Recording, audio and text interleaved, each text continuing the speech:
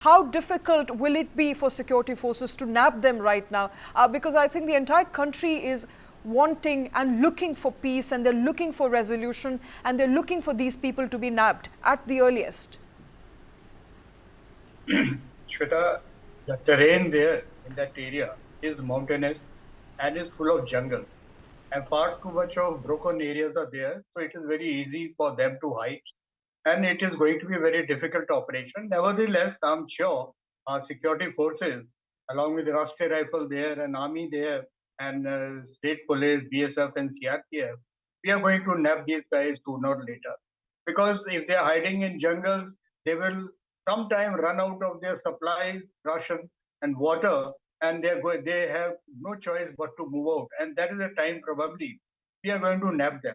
Moreover, if I know this terrain well, there are going to be multi-tier of cordon that must have been established by now, so as to ensure they do not escape from these areas, and they are nabbed as early as possible. While we cannot lay down how much time it would take, because the terrain in itself is very rough and full of jungle, but nevertheless we will nab them sooner or later.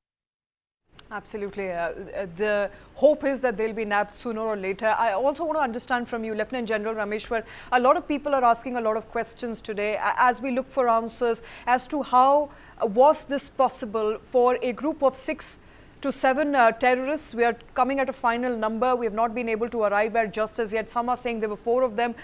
Some are saying there were about 7. We'll try and get a final number. But 6 to 7 people with the access to ammunition that they had, with the access to the number of guests, the number of visitors and tourists that they were able to kill. This was a pre-planned, premeditated attack. Yes, it was a very well planned, Pak-sponsored tactical action for strategic effect.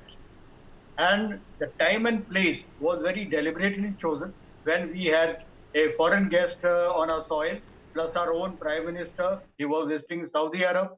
And it was executed with precision, with specific targets. And the targets were male Hindu individuals. So by doing so, they had conveyed number of messages. At strategic level, they wanted to internationalize the Kashmir issue once again. When the US Vice President is here and our Prime Minister visiting Saudi Arab, which is leader of Islamic world.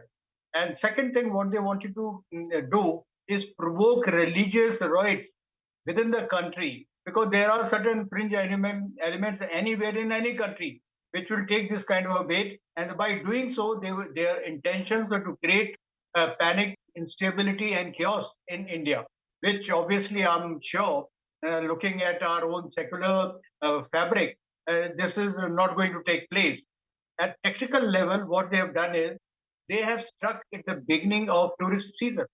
And tourism is the rosy roti of people in Jammu and Kashmir. So by this action, they have ensured the far lesser number of tourists come there, and it will impact economy of JNK. Why they're doing this? I mean, it's like cutting the branch that you're sitting in. It's literally cutting the branch that you're sitting in, because if the economy is tourist driven, you don't really care about the place, you don't care about the people of Kashmir. All you want to do is kill senselessly. Yes, I agree with you, Sweta, but there are 2-3 other angles that we have to see. Pakistan is desperate. They possibly cannot see Jammu and Kashmir returning to total normalcy, which was the case in last 2-3 years. If you go to Kashmir today, the kind of infrastructure that has come up, kind of facilities they have come up, and the number of tourists which had come last year, more than 2 crores. So they possibly cannot see. So it is there is a sense of desperation, number one.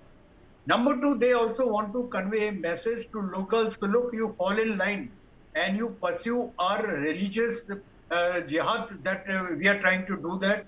And if you do not do that, your rosy roti would be impacted. Pakistan knows their narrative has failed. So this is the last attempt they are trying to make. There's another socio-political message they are trying to convey, that they want to provoke the Islamic community, certain Islamic rebels in the country. Look, this is what it is. And this is why I'm saying this. If you correlate what I'm saying with the speech which was given by Pakistani army chief.